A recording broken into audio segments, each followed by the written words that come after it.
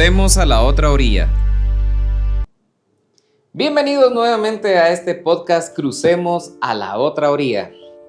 Cada episodio que tenemos es una bendición en mi vida y hoy, pues, ¿qué más decirles? Tengo el honor de presentarles a un gran hijo de Dios que trabaja para la iglesia, un hermano en la fe con la que hemos compartido, pues, ya bastantes historias en una comunidad que estuvimos trabajando juntos y pues tenemos bastantes historias que contarles. Hoy con nosotros en este episodio, nuestro querido Diego Díaz.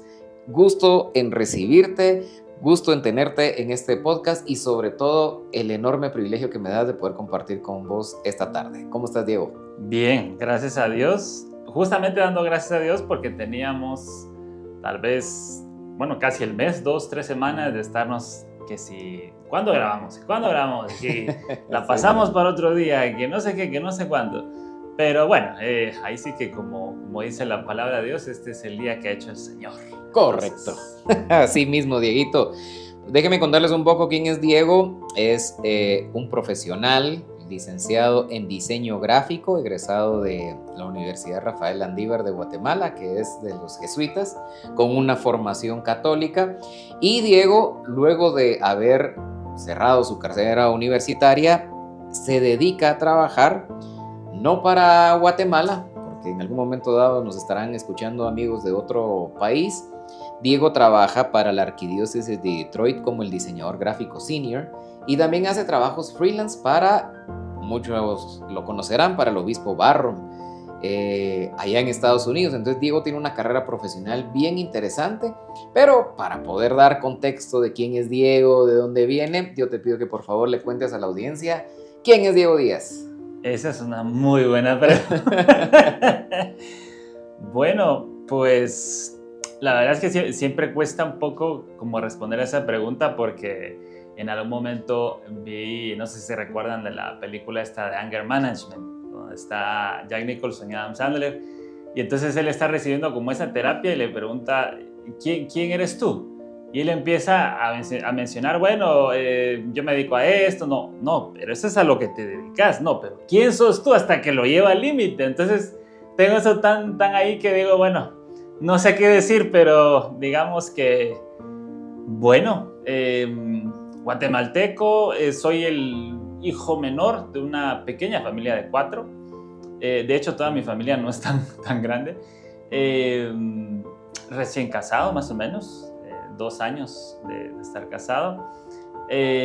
Como decía Beto, pues sí tuve experiencia de trabajar y como diseñador aquí localmente, incluso desde antes de haberme graduado, tuve ya algunas experiencias, pero conforme se fueron dando los tiempos, conforme conocí al Señor de una forma más personal, poco a poco fue surgiendo como esa llamita en mí de querer trabajar para Él y encima de eso, pues vivir de ello. En su momento parecía un tanto como abstracto, tal vez hasta tonto, absurdo si yo lo contara a alguien más.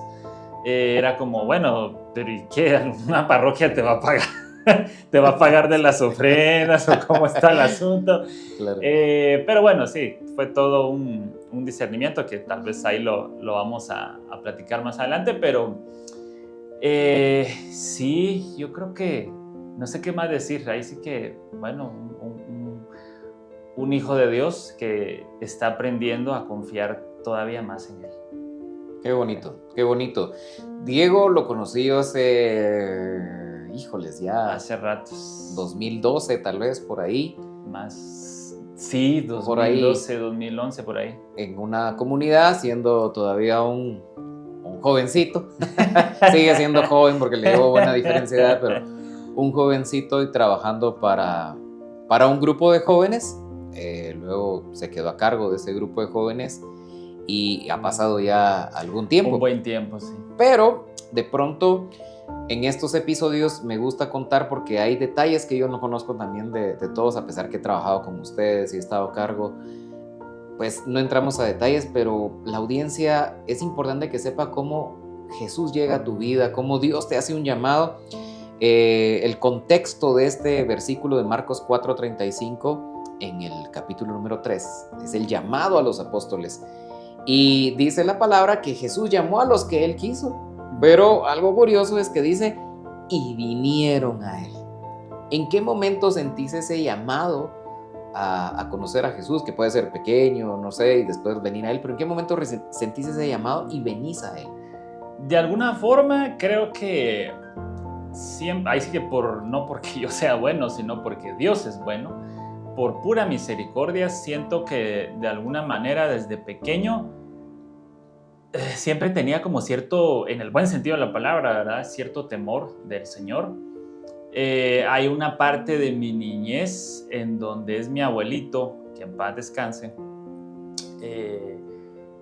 quien fue la figura de cuando, digamos, hubo una época en donde tal vez, bueno, sin el tal vez, como muchas familias, éramos católicos, pero bueno, de adjetivo, de la etiqueta, ¿verdad? No, realmente ninguno de los cuatro habíamos conocido a la persona de Jesús como tal. Pero entonces la figura que nos llevaba a misa era mi abuelito, tanto a mi hermano como a mí, a veces hasta un poco a escondidas de mis papás, pero él muy bien sabía lo que estaba haciendo. Así es que nos llevaba a la misa, al final de la misa lo ayudábamos a contar las ofrendas y de alguna forma era como estar en ese ambiente de iglesia. Y claro, como éramos más o menos niños, pues también tenía su forma de recompensar el que hayamos buscado al Señor. Entonces, saliendo de ahí nos llevaba, por ejemplo, a comer una hamburguesita por ahí, ¿verdad? Entonces era como el premio por haber estado ahí. Más adelante, bueno, como te digo, siempre existió como cierto temor del Señor y como que sin yo saberlo, ya el Espíritu Santo se manifestaba en mí como para discernir qué estaba bien y qué estaba mal, porque crecí con unos muy buenos amigos desde cuarto primaria en adelante, pero en algún momento pues ellos entran en otro círculo, digamos, en ciertas prácticas no muy cristianas que tiene que ver pues, con las drogas, vamos a decirlo tal cual como es. Y de alguna manera yo siempre decía no. Y me ofrecía, no, que Dios, así que no, o sea, gracias, pero no, pues buena onda, no, o sea, yo estoy bien así, yo me la puedo pasar bien así. Y hubo un momento en donde ellos, pues digamos lo que, por decirlo así, ¿verdad? Como buenos amigos, respetaron eso.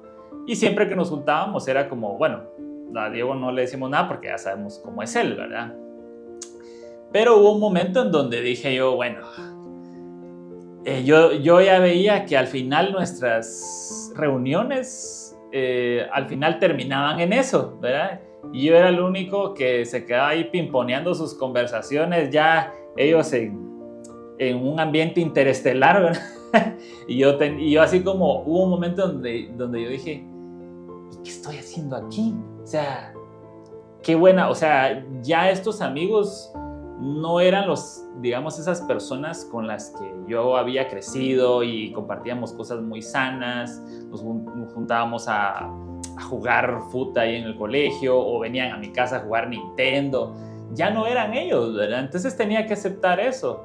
Entonces, bueno, siento que desde esa manera, aunque yo todavía no había encontrado, digamos, a la persona de Jesús, ya el Señor me inspiraba como tomar esas decisiones.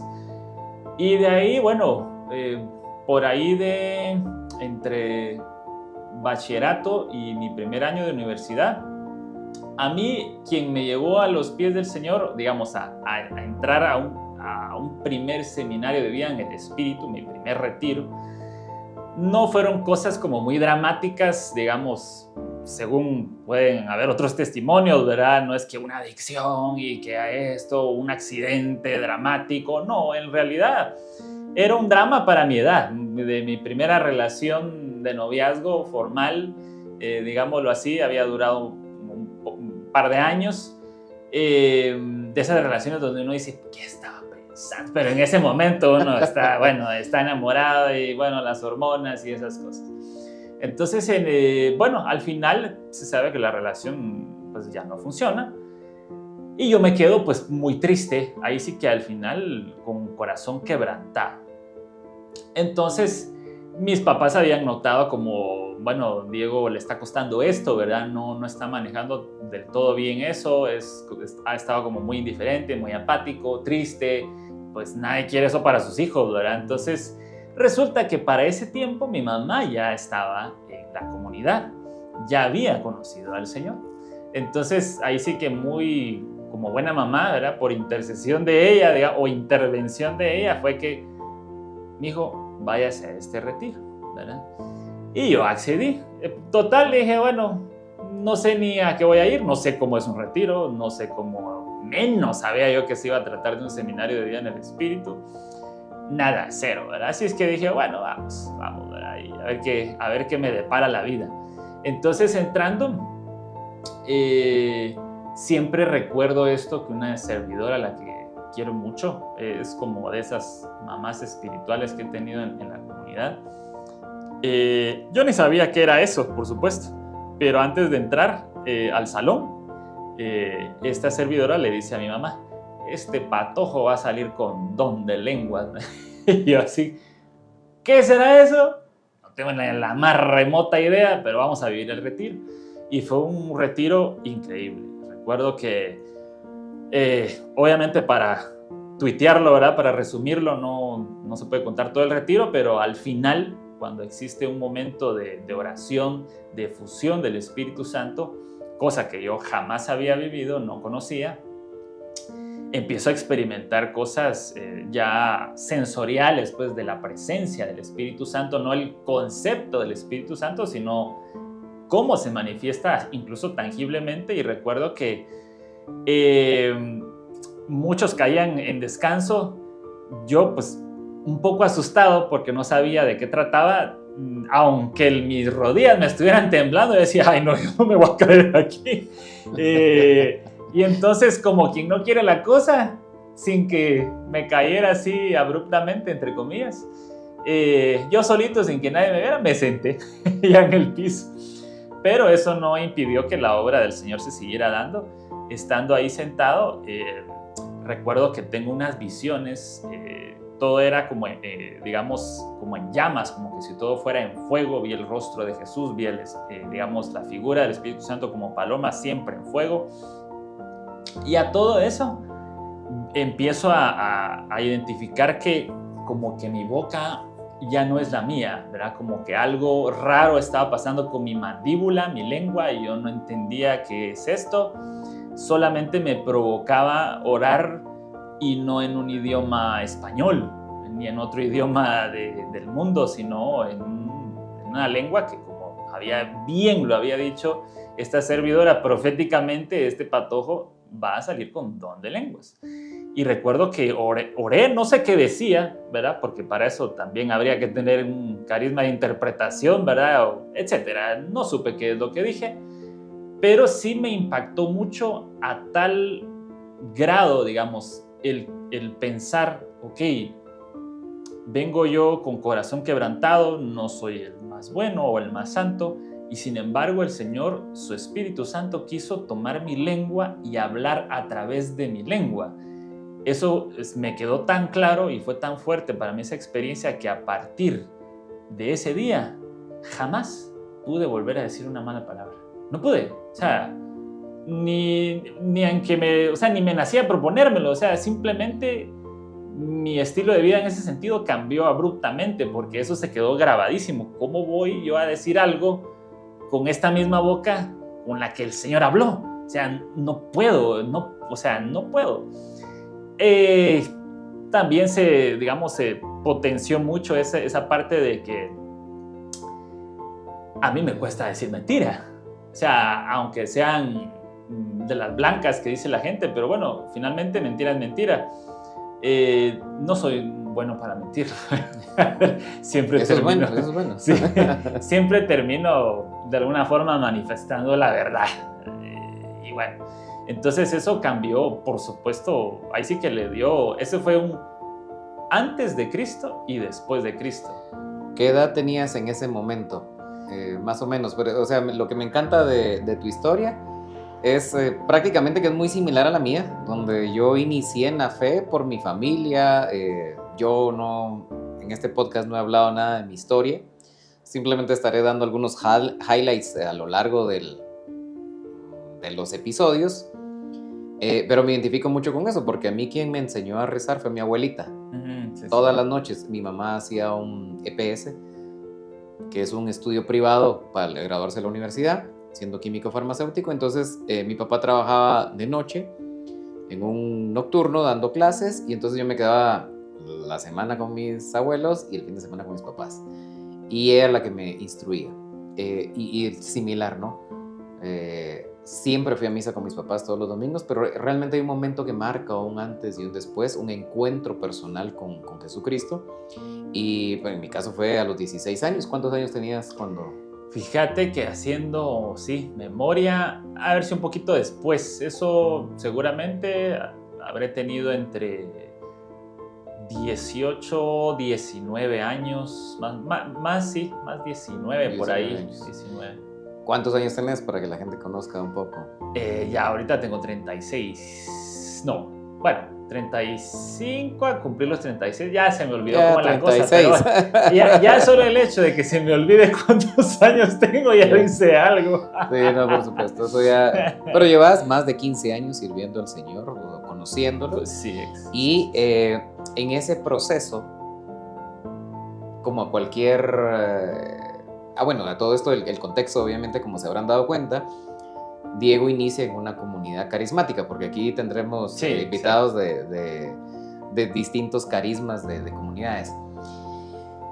Cuando Dios te hace un llamado a tu vida, empezás a involucrarte en un grupo de jóvenes y posteriormente recibís un llamado de parte de Dios para colaborar, ¿verdad? O sea, aquí no hay títulos realmente, o sea, sí ponemos una jerarquía dentro de la iglesia para poder liderar, para poder influir, pero realmente uno siempre será un colaborador del Señor.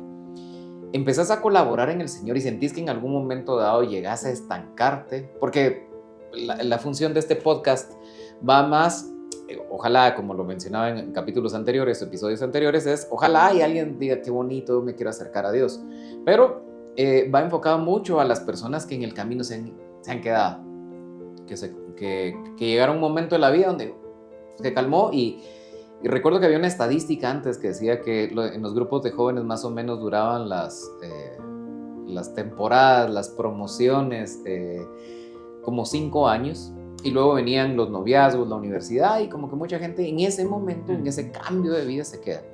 ¿Hay algún momento en la vida donde sentís que te estancaste ya conociendo a Dios? Porque aquí lo que quiero destacar es eso, ¿verdad? O sea, podrán muchos pensar que al conocer a Dios es el mundo que pinta Disney, pero no, tu vida sigue como un ser integral en tu parte profesional, en tu parte espiritual, y ahí la pregunta es esa: ¿sentiste en algún momento dado que te detuviste, que te estancaste, que te acomodaste? Pues a lo largo de más o menos, como decíamos, ¿qué será? Como unos 15 años, o no sé si un poco menos, un poco más, pero saltándonos un poco, unos cuantos años en el tiempo, quizá uno de los momentos en donde a lo mejor me pude haber sentido de esa manera es cuando, bueno, por justamente razones de la universidad, pues me quedaba ya lejos ir a la pequeña comunidad en donde yo estaba creciendo constantemente, formándome. Entonces, ya estando en la universidad, de paso, es un momento en donde en la U, no necesariamente que porque la universidad, digamos, sea católica, pues no es sinónimo de que todos serán católicos y de paso practicantes. Entonces me costaba mucho encontrar amistades como las que tenía en la pequeña comunidad o en la comunidad en general. Yo recuerdo siempre que le dije al Señor, Señor, dame amigos católicos. Dame amigos católicos, y sí me lo concedió. Entonces en ese interín, mi muy buena amiga, que incluso trabajamos juntos algunos de estos proyectos que luego mencionaremos, ella me invita a un encuentro de otra comunidad. Y por supuesto el encuentro me pareció increíble, una experiencia que jamás había vivido, con tantos detalles, un amor de Dios, de realmente sentirme elegido por el Señor, importante para el Señor, y salí con fuego de ese encuentro. Pero ya el seguimiento, lo posterior a ese encuentro, no era como yo lo tenía acostumbrado. Y sí vi que en algún momento era como nos reuníamos con el grupito, ¿verdad? De los que habíamos salido de ese encuentro, pero no era lo mismo. Realmente no, sentí que no. Estaba como que necesito regresar a mis raíces, ¿verdad? Necesito regresar a mi comunidad de origen. Y cuando finalmente lo puedo hacer, pues, por supuesto, fue como, ahora sí estoy en casa, ¿verdad? Y se sintió completamente diferente. Y más adelante, ya hablando pues, más actualmente en estos tiempos, pues fue cuando empezamos las etapas muy tempranas de lo que pues eventualmente vamos a comenzar a platicar de un proceso de salud mental, que como bien lo decías de alguna manera al principio, y yo lo he dicho en otras ocasiones, es un proceso que yo no pedí. Yo no le dije al Señor, ay Señor, mira, como que me hace falta algo, mándame un proceso así de aquellos buenos, que, así como los memes, ¿verdad? O los reels que salen de que ya se aproxima un nuevo año, como diciéndole al Señor, hoy sí, sé que le das como que eso a tus mejores soldados, pero hoy sí no, este año sí, este por año favor. No, por favor. Entonces sí, evidentemente nunca pedí por nada así, la verdad, y en su momento lo reclamé mucho, lo rechacé con todas las fuerzas de mi ser, con cada átomo, con cada célula de mi ser, rechacé cualquier cosa de esas. Pero bueno, en el interín, digamos, dando esos primeros pasos en ese proceso de salud mental, me fui dando cuenta que había mayor fruto en aceptarlo que en rechazarlo. Todo este proceso, solo para hacer un poquito de contexto, ya estamos hablando que comenzó por ahí de finales 2020, donde creo que a todo el mundo le cambió la vida ese año. Completamente. Sí, sí. A ver, otro highlight de mi vida.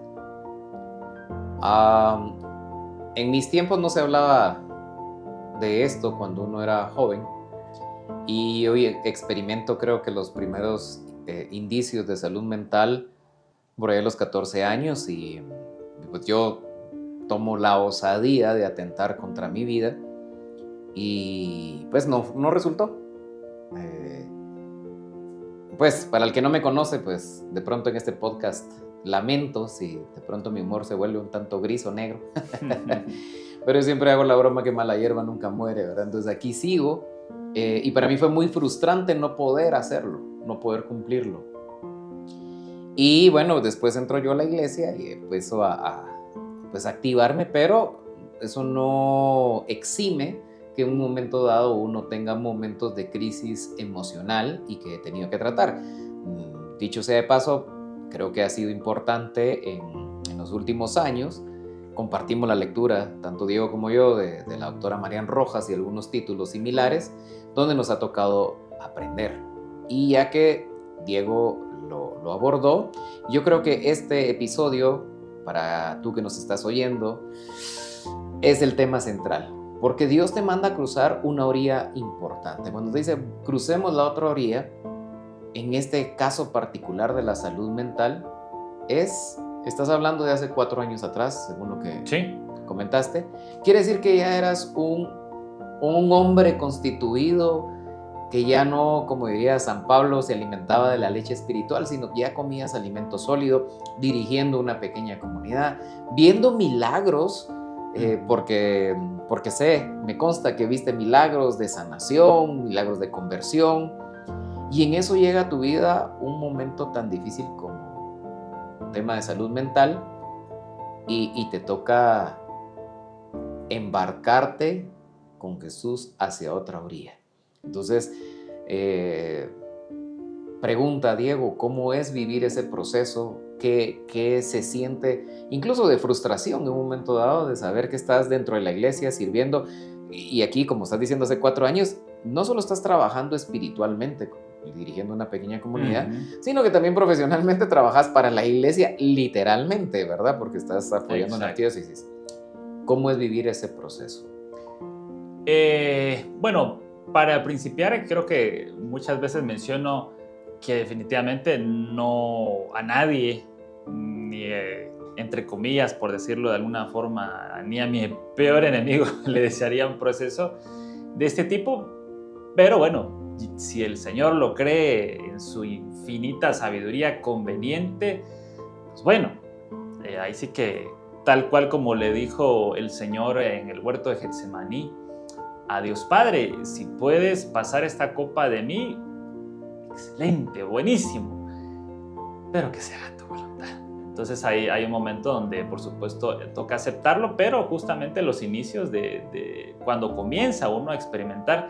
Para principiar, yo jamás sabía, digamos, que era tener un ataque de ansiedad, ¿verdad? Era algo extraño, súper extraño, jamás uno en la vida ha experimentado eso.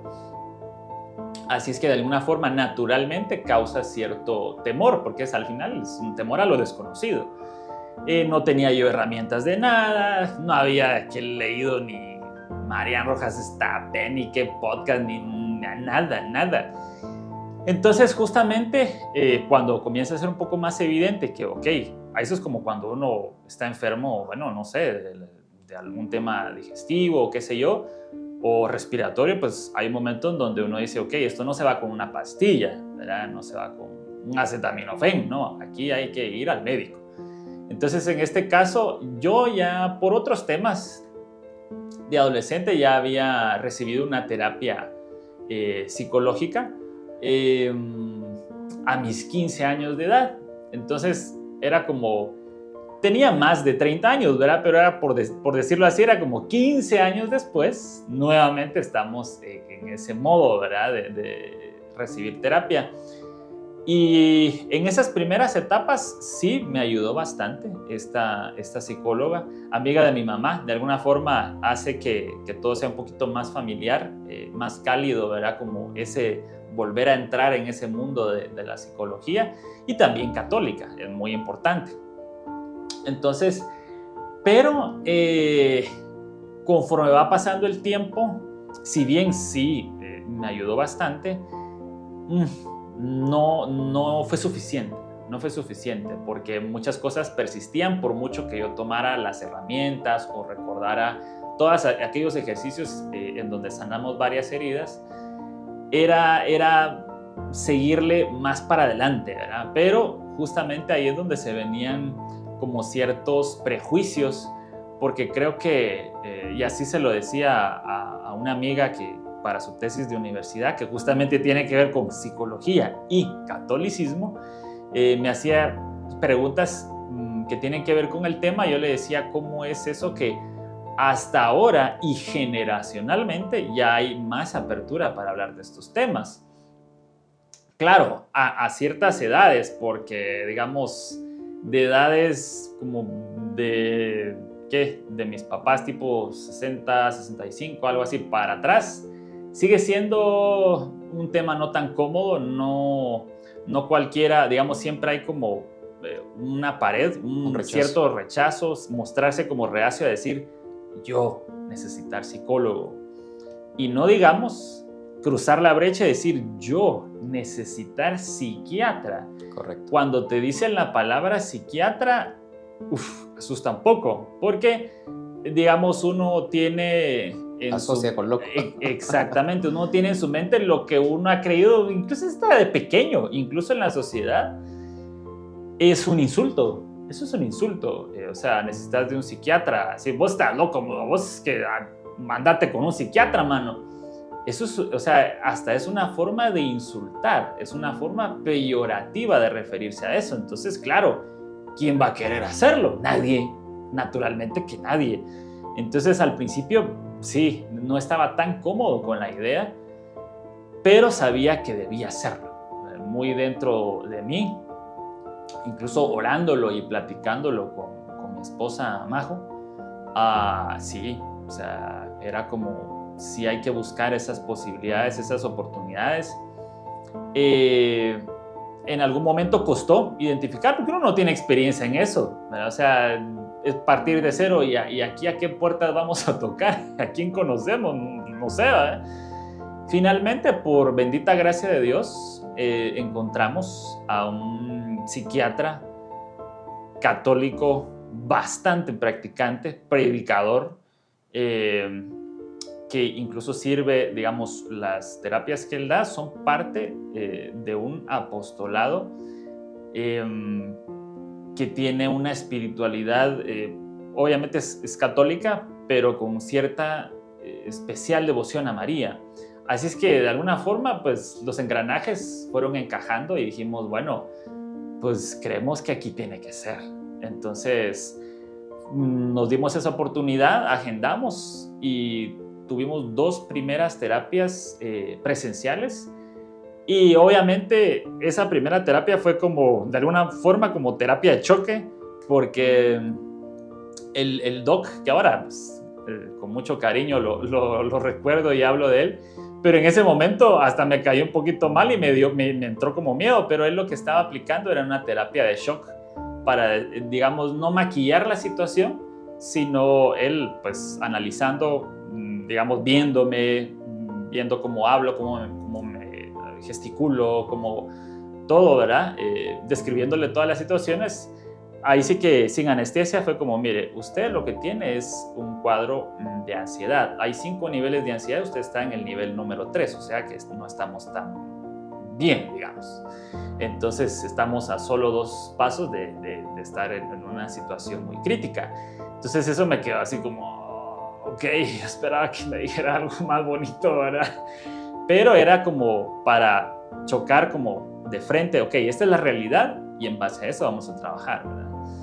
Y bueno, de resto, hasta el día de hoy, creo que fue la semana pasada, tuve mi terapia número 38. Hemos estado trabajando un proceso de poquito más de un año y la verdad es que comparar esas primeras etapas de mi proceso en donde verlo numéricamente, a lo mejor estando en mi 5, 10, 15%, en donde era un caos, estaba uno en el ojo del huracán, ahí sí que con un estado de alerta casi permanente, demasiados miedos, demasiados temores, desarrollándose claustrofobia, desarrollándose agarofobia, desvelos, no poder dormir bien, tener que llamar a mis papás, como digamos de alguna forma ese niño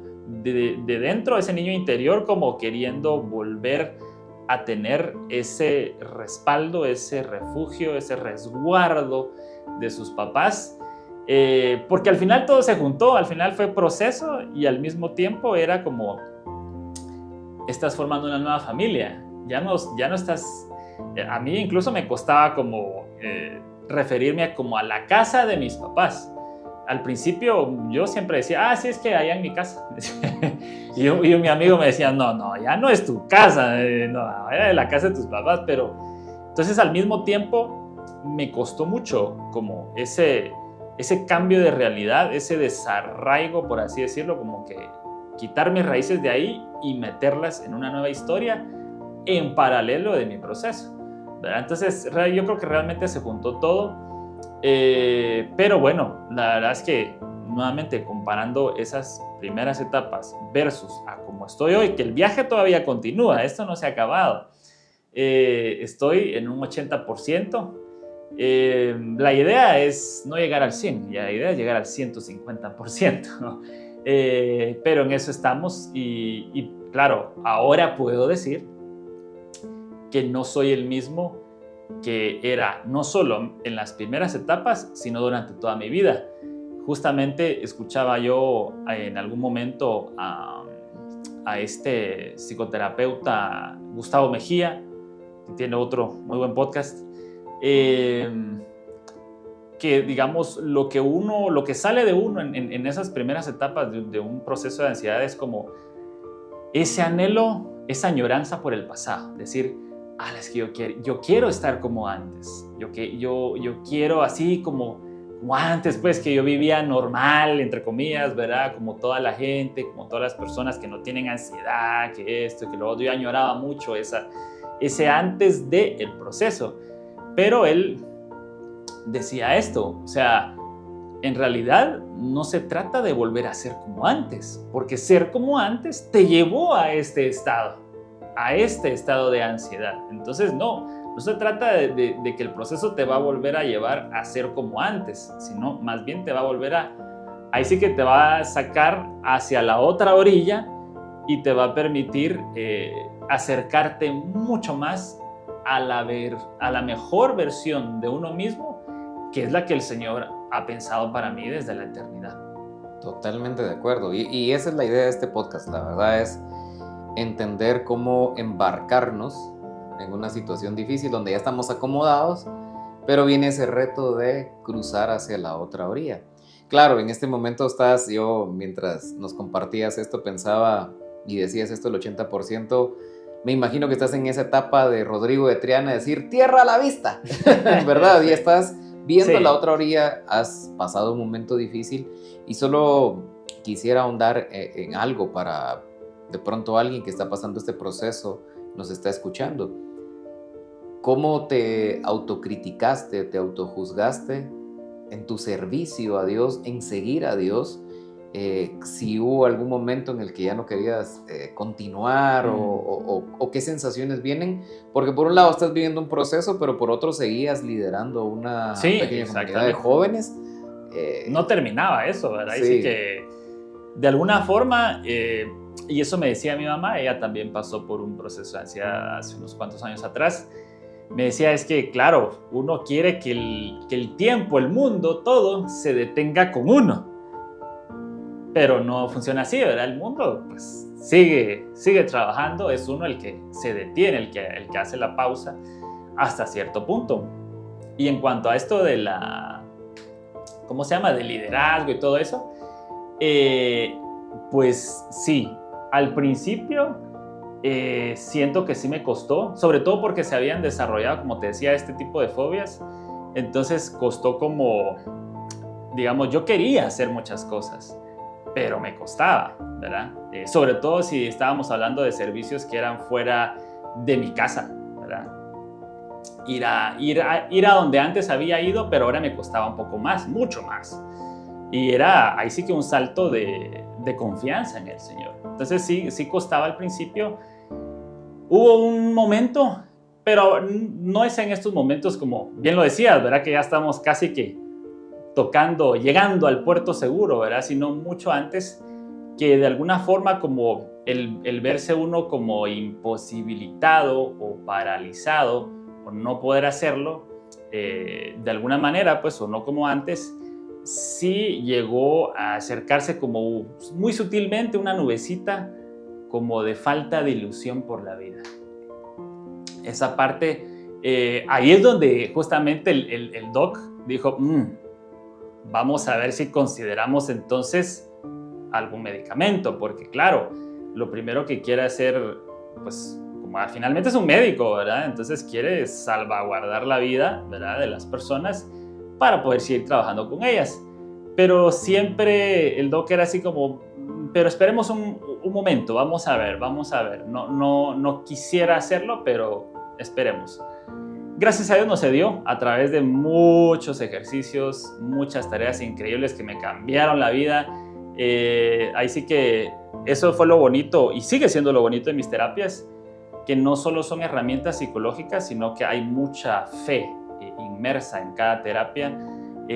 Ahí sí que en mis ejercicios estaba, pues sí, ver algún documental, ver alguna película, sacar reflexiones o hacer ejercicios de respiración, hacer, por ejemplo, reconciliarme con ciertas emociones como el miedo, etcétera, etcétera, pero al mismo tiempo era como hacer el Magnificat, por ejemplo. Por ejemplo, era ahondar en ciertas lecturas bíblicas que me hablaran conforme a esa etapa en la que yo estaba trabajando.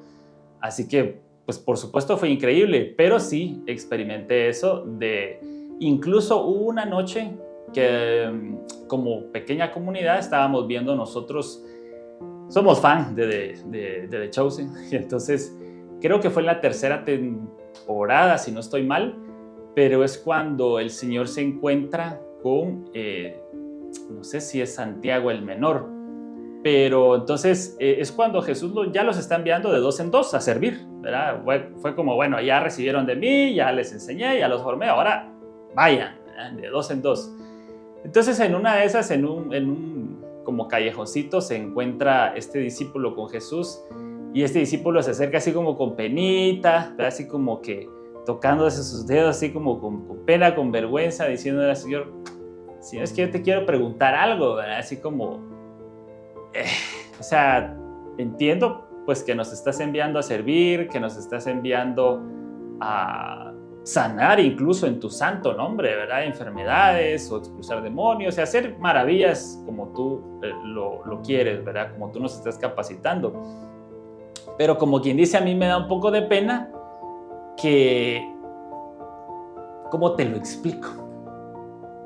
No me ha sanado a mí. Entonces, el discípulo en su discernimiento o razonamiento, mejor dicho, muy lógico, ¿verdad? Muy humano, era como, a ver, ¿cómo yo voy a ir a predicar? ¿Cómo yo voy a ir a sanar en tu santo nombre cuando en primer lugar tú no me has sanado a mí? Que de alguna forma suena hasta como reclamo, pero es la humanidad que sale de uno, ¿verdad? Y eso el Señor lo entiende. Entonces ese episodio, te digo, me hizo llorar, porque de verdad fue increíble. En ese episodio me vi yo reflejado en ese discípulo, y entonces es cuando Jesús le dice a él, o sea, sí te voy a sanar, o sea, no dudes de que la sanación sí va a llegar a tu vida, pero en estos momentos, acá lo impresionante es que muchas personas van a conocer tu condición y te van a ver predicar y te van a ver servir y te van a ver hacer esto y lo otro en mi santo nombre. Y aún con esa condición, entonces eso es para mayor gloria mía. Porque van a decir, ¿cómo es posible que Él sirva a un Dios con todas sus fuerzas, con todo el amor, con toda la gana, con toda la fe, y aún en sus condiciones? Eso es amor. Eso es decir, Señor, no importa si mi sanidad llega en su momento, cuando tú lo dispongas y a través de las formas y los tiempos, ¿verdad? Pero, como dice la palabra de Dios, ¿a quién iré? Ya yo conocía al Señor, después del Señor ya no hay nadie más. ¿A quién más voy a ir? Así es que, ojo, que no era servirlo por conformismo, ¿verdad? Decir, bueno, como no me queda de otra y como solo lo conozco a Él y como no hay otro como Él, no, sino lo digo en el sentido de que definitivamente a dónde más voy a ir y en dónde más voy a encontrar esa paz que sobrepasa todo entendimiento, incluso saliéndome de mí mismo para ver por el otro, que fue también y sigue siendo muy sanador. En fin, o sea, fue como, pues sí, Señor, o sea, entendí claramente la idea con ese episodio, de verdad fue increíble ese episodio cuando lo vi, de decir, sí, Señor, es cierto. Tal vez no me has sanado, me vas a sanar en su momento, al 100%, pero cuando me vean a mí van a decir, si Él, con su condición, puede hacer lo que puede hacer, ¿por qué yo no puedo hacerlo? Totalmente de acuerdo. Y aquí, para ir cerrando este episodio, pues quiero comentarles, yo en algún momento vi a Diego paralizado. Sí, literalmente. Literalmente paralizado, pero mientras hablabas me recordaba también de que Diego no pasa ciertas distancias todavía, de recorridos, ¿verdad? Pero pensaba en esto, te vi en un retiro sirviendo, un retiro que está lejos, la casa de retiros. Hicimos una grabación de noche de una adoración eucarística, también, para poder fomentar a las personas, porque todavía no estaba abierto al 100% el país. Y vos, que no salís de noche en esa ocasión, viajaste a un lugar muy lejos, fuiste de noche y no paraste de servir. Normalmente yo cierro preguntándole a las personas si ha valido la pena, pero no te voy a preguntar esto, porque sé que ha valido la pena, porque incluso, y comentarles a la audiencia, y con eso te pido que los motives y cerres esto. Este episodio es Diego junto con su esposa tienen un podcast que se llama Mar Adentro, que recién está lanzado y pues vos seguís creyendo en Dios a pesar de que no has llegado a la orilla, pero ya la estás viendo y seguís confiando. Y la pregunta es, ¿por qué seguís haciendo esto? ¿De qué se trata tu podcast y por qué lo estás haciendo? Bueno, hay una larga historia entre Majo y yo, desde cómo nos conocimos hasta todo un proceso de discernimiento para saber si esta relación en aquel entonces de amistad o de noviazgo venía o no venía del Señor. Para poner en contexto, pues ella es de Venezuela, así es que se imaginan que toda la historia comenzó a distancia, ¿verdad? Entre Sudamérica y Centroamérica. Parecía una locura, pero el Señor quiso esa santa locura. Entonces, en algún momento, durante todo ese proceso, para nosotros estar juntos, para discernir que esto venía del Señor, nuestra relación, que pues ahora es un matrimonio, es una familia, el Señor hizo cosas tan grandes y nos habló de maneras tan sobrenaturales que dijimos, esto no nos lo podemos quedar solo para nosotros. O sea, no solo lo que el Señor ha hecho en nuestra historia, sino con cada uno, desde donde se ha formado en sus comunidades o las experiencias que ha tenido con el Señor. Esto no puede quedar solo con nosotros, o sea, se tiene que comunicar. De ahí es que surge la cuenta que tenemos en Instagram. Ahí fue donde empezó todo. Sigue activa, ahí es donde promocionamos el podcast. ¿Qué se llama como la cuenta? ¿Qué se llama? Sí. La cuenta de Instagram. ¿Cómo se sí, llama? La cuenta de Instagram, majoydiego.tv. Ahí empezó todo, empezó como un videoblog tratando diferentes temas, pero sobre todo era como antes de pensar, bueno, ahora vamos a hablar de esto, ahora les vamos a hablar de aquello, o temas de formación. Antes de todo eso, el inicio era contar nuestro testimonio, desde lo bueno, entre comillas, sencillo, cómo en nuestras vidas el Señor se manifestó con toda su grandeza. De eso se trató todo.